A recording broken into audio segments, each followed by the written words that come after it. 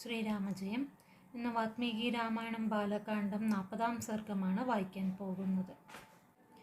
ദേവതാനാം വചശ്രുത്വാ ഭഗവാൻ വൈ പിതാമഹ പ്രത്യുവാചസു സംസ്ത്രസ്ഥാൻ കൃതാന്തബലമോഹിതാൻ യസ്യേയം വസുധാ കൃത്സ്ന വാസുദേവസ്യ ധീമത महिषी माधवस्यैषा स एव भगवान् प्रभु कापिलं रूपमास्थाय धारयत्यनिशं धरां तस्य कोपाग्निना दग्धा भविष्यन्ति नृपात्मजा पृथिव्याश्चापि निर्भेदो दृष्ट एव स तानतः सकरस्य च पुत्राणां विनाशो दीर्घदर्शिनां पितामहवचः श्रुत्वा त्रयस्त्रिंशदरिन्दमा देवा परमसंहृष्टा पुनर्जग्मुर्यथागतं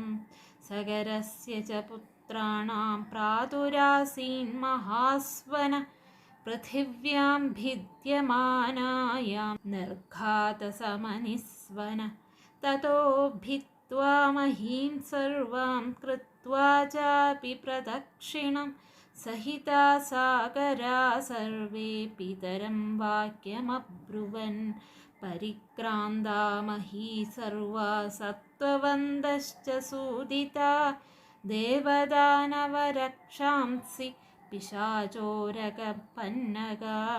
न च पश्यामहेष्वं ते अश्वहर्तारमेव च किं करिष्याम भद्रं ते बुद्धिरत्र विचार्यतां तेषां तद्वचनं श्रुत्वा पुत्राणां राजसत्तम समन्युरब्रवीद्वाक्यं सकरो रघुनन्दन भूयः खनदभद्रं वो विभेद्य वसुधातलम् अश्वहर्तारमासाद्य कृतार्थाश्च निवर्तत पितुर्वचनमासाद्य सकरस्य महात्मन षष्टिपुत्रसहस्राणि रसातलमभिद्रवन् खन्यमाने तदस्तस्मिन् ददृशु पर्वतोपमं दिशागजं विरूपाक्षं धारयन्तं महीतलं सपर्वतवनां कृत्स्नां पृथिवीं रघुनन्दन धारयामास शिरसा विरूपाक्षो महागज यदा पर्वणिकाकुत्स्थ विश्रमार्थं महागज खेदाच्छालयते शीर्षं भूमिकम्पस्तथा भवेत् ते तं प्रदक्षिणं कृत्वा दिशापालं महागजं मानयन्तो हि ते रामजग्मुर्भित्त्वा रसातलं ततः पूर्वां दिशं भित्त्वा दक्षिणां बिभितुः पुनः दक्षिणस्यामपि दिशि ददृशुस्ते महागजं महापद्मं महात्मानं सुमहत्पर्वतोपमं शिरसा धारयन्तं गां विस्मयं जग्मुरुत्तमं ते तं प्रदक्षिणं कृत्वा सकरस्य महात्मन षष्टिपुत्रसहस्राणि पश्चिमां बिभिदुर्दिशम् पश्चिमायामपि दिशि महान्तमचलोपमं दिशागजं सौमनसं ददृशुस्ते महाबला ते तं प्रदक्षिणं कृत्वा पृष्ट्वा चापि निरामयं खनन्दः समुपाक्रान्ता दिशं सोमवतीं तदा उत्तरस्यां रघुश्रेष्ठ ददृशुर्हिमपाण्डुरं भद्रं भद्रेण वपुषा धारयन्तं महीमिमां समालभ्य ततः सर्वे कृत्वा चैनं प्रदक्षिणं षष्टिपुत्रसहस्राणि बिभिदुर्वसुधातलम् ततः प्रागुत्तरस्यां उत्तरां गत्वा सागराप्रथितां दिशं रोषादभ्यकनन् सर्वे पृथिवीं सकरात्मजा। ते तु सर्वे महात्मानो भीमवेगा महाबला ददृशुः कपिलं तत्र वासुदेवं सनातनं। हयं च तस्य देवस्य चरन्दमविदूरत प्रहर्षमतुलं प्राप्ता सर्वे ते रघुनन्दन। ते तं यज्ञहनं ज्ञात्वा क्रोधपर्याकुलेक्षणा खनित्रलाङ्गलधरा नानावृक्षशिलाधरा अभ्यधावन्दसंक्रुद्धास्तिष्ठतिष्ठेति चाब्रुवन् अस्माकं त्वं हि तुरगं यज्ञियं हृतवानसि दुर्मेधस्त्वं हि सम्प्राप्तान् विद्धि नः सगरात्मजान्। श्रुत्वा तद्वचनं तेषां कपिलो रघुनन्दन रोषेण महताविष्टो हुङ्कारमकरोत्तदा। ततस्तेनाप्रमेयेण कपिलेन महात्मना भस्मराशीकृता सर्वे काकुत्स्थसगरात्मजा। इत्यर्षे श्रीमद् रामायणे वाल्मीकिये आदिकाव्ये बालकाण्डे 40 सर्गः। കപിലമുനി സഗരപുത്രന്മാരെ ഭസ്മീകരിക്കുന്നതാണ് ഈ 40-ാം സർഗത്തിൽ വാൽമീകി രാമായണത്തിൽ പ്രതിപാദിച്ചിരിക്കുന്നത്. ആ കഥ നമുക്കൊന്ന് കേൾക്കാം. ഭഗവാനായ ബ്രഹ്മാവ് ദേവന്മാരുടെ വാക്ക് കേട്ടിട്ട് സകലതും നശിപ്പിക്കുന്നവരായ സഗരപുത്രന്മാരുടെ ശക്തിയോർത്ത് അന്ധാളിച്ച് നടുങ്ങുന്നവരായ അവരോടായി, അതായത് ദേവന്മാരോടായി ഇങ്ങനെ മറുപടി അരുളി ചെയ്തു.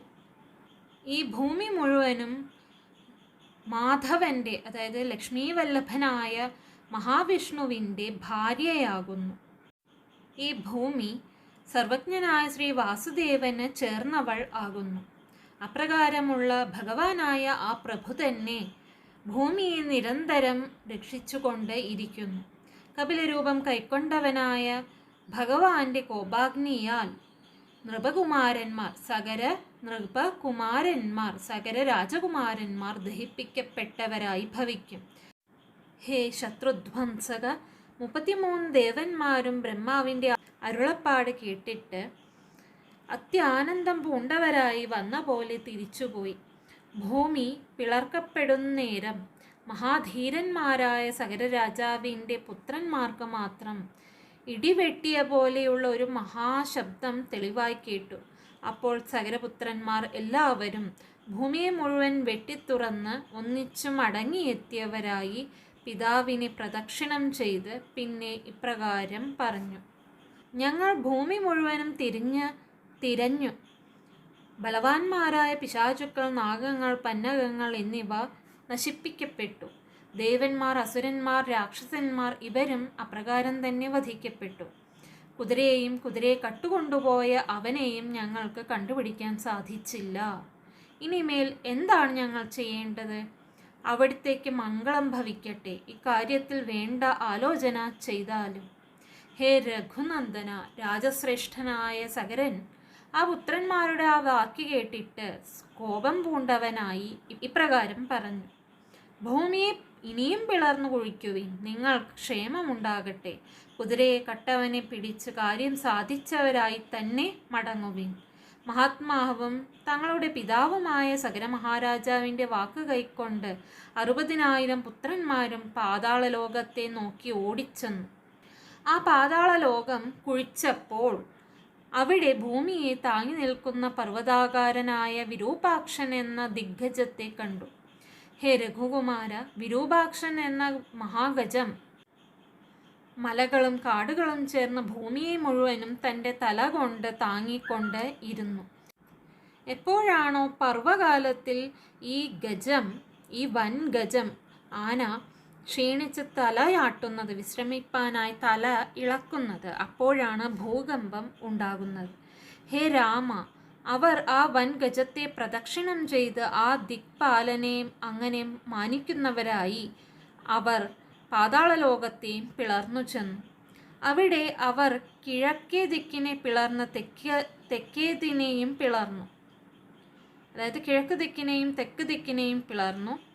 ആ തെക്കേ ദിക്കിലും വേറെ ഒരു മഹാത്മാവും വൻകിരിക്കൊത്തതും ശിരസ്സുകൊണ്ട് ഭൂമിയെ താങ്ങിക്കൊണ്ടിരിക്കുന്നതുമായ മഹാപത്മം എന്ന ഉത്തമമായ വൻഗജത്തെ അവർ കണ്ടു. അവർ ആശ്ചര്യം പൂണ്ടവരായി തീർന്നു. മഹാത്മാവായ സഗര മഹാരാജാവിൻ്റെ 60,000 പുത്രന്മാരും അതിനെ വലം വെച്ച് പിന്നെ പടിഞ്ഞാറേ ദിക്കിനെ പിളർന്നു. അതിബലശാലികളായ അവർ പടിഞ്ഞാറേ ദിക്കിലും വമ്പിച്ച മലയൊത്ത സൗമനസമെന്ന ദിഗ്ഗജത്തെ കണ്ടു. അവർ അതിനെയും പ്രദക്ഷിണം ചെയ്ത് കുശലവും ചോദിച്ച് അനന്തരം വടക്കേ ദിക്കിനെ കുഴിക്കാൻ തുടങ്ങി. വടക്കേ ദിക്കിൽ മഞ്ഞുപോലെ വെളുത്തതും മംഗളകരമായ തൻ്റെ ശരീരത്താൽ ഈ ഭൂമിയെ താങ്ങിക്കൊണ്ടിരിക്കുന്നതുമായ ഭദ്രൻ എന്ന ഗജത്തെ അവർ കണ്ടു. 60,000 പുത്രന്മാരായ അവർ എല്ലാവരും അതിനെയും തലോടിക്കൊടുത്ത് പ്രദക്ഷിണം ചെയ്ത് ഭൂമിയെ പിളർന്നു. സഗരപുത്രന്മാർ എല്ലാവരും കിഴക്കുവടക്കായ പ്രസിദ്ധിയാർന്ന ദിക്കിൽ ചെന്ന് അവിടെ ഭൂമിയെ സഗരപുത്രന്മാർ കോപത്തോടെ ഉക്കോടെ വെട്ടിക്കിളച്ചു. മഹാത്മാക്കളും ഭയങ്കര വേഗതയാർന്നവരും മഹാബലശാലികളുമായ അവർ ആ സഗരപുത്രന്മാരെല്ലാവരും അവിടെ കപിലരൂപിയായി ആദിവാസുദേവനെയും ആ ദേവന്റെ അരികിലായി മേഞ്ഞുകൊണ്ടിരിക്കുന്ന കുതിരയെയും കണ്ടു. ഹേ രഘുനന്ദന, അവരെല്ലാവരും അളവറ്റ സന്തോഷം പൂണ്ടു. അവർ അദ്ദേഹത്തെ കുതിരകട്ടവനെന്ന് വിചാരിച്ച് കോപത്താൽ കലുഷമായ കണ്ണുകളോടുകൂടിയവരായി കൈക്കോട്ട്, കലപ്പ എന്നിവ ധരിച്ചവരായി പല പല മരങ്ങളും കല്ലുകളും എടുത്തവരായി അളവറ്റ കോപം പൂണ്ടവരായി അദ്ദേഹത്തിൻ്റെ നേരെ ഓടിച്ചെന്നു. നിൽക്കടാ നിൽക്കടാ എന്നും അലറി. നീ തന്നെയാണ് ഞങ്ങളുടെ യാഗത്തിനുള്ള കുതിരയെ കട്ടുകൊണ്ടുപോയിരിക്കുന്നത്. എടാ ദുഷ്ട, നീ ഈ വന്നിരിക്കുന്നവരായ ഞങ്ങളെ സഗരപുത്രന്മാരെന്ന് അറിഞ്ഞുകൊള്ളുക. രഘുനന്ദന, അവരുടെ ആ വാക്ക് കേട്ടിട്ട് ഉടനെ കപില മഹർഷി അതിയായ കോപത്താൽ ആവേശം പൂണ്ടവനായി ആ സമയം ഒരു ഹുങ്കാരം ചെയ്തു. ഹേ കാകുത്സ്ഥ, അളവറ്റ വൈഭവമാർന്ന മഹാത്മാവായ ആ കപില മഹർഷിയിൽ സഗരതനയന്മാർ എല്ലാവരും അക്കാരണത്താൽ വെറും ഭസ്മമായി മാറി, ചാരമായി മാറി. ഇത്യാർഷേ ശ്രീമദ് രാമായണേ വാത്മീകിയെ ആദികാവ്യേ ബാലകാണ്ഡേ 40 സർഗഃ 40 സർഗം സമാപ്തം.